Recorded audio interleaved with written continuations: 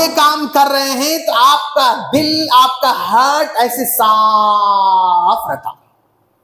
आपका दिल कैसे रहता? साफ रहता।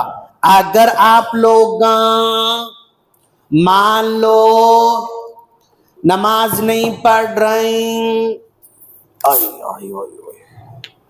आप लोग नमाज नहीं पढ़े, दिल थोड़ा काला होता। फिर आप लोग कुरान नहीं पढ़े, दिल काला होता। फिर मम्मी को सताए, दिल काला होता। फिर बिस्किट चुराए, दिल काला होता। फिर चप्पल चुराए, दिल काला होता। चॉकलेट चुराए, दिल काला होता। फिर गाली दिए, दिल काला होता। फिर कार्टून देखे, दिल काला होता। फिर वो शॉर्ट देखे, दिल काला होता। फिर वो गेमा खेले, दिल काला होता। जितने भी गंदे गंदे काम करते ना, दिल कैसा होता?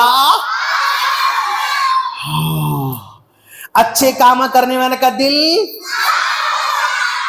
गोरा रहता। माशाअल्लाह, दिल कैसा रहता इनका?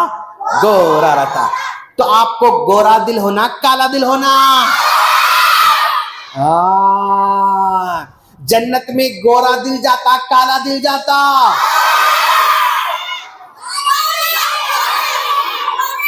गोरा दिल जाता।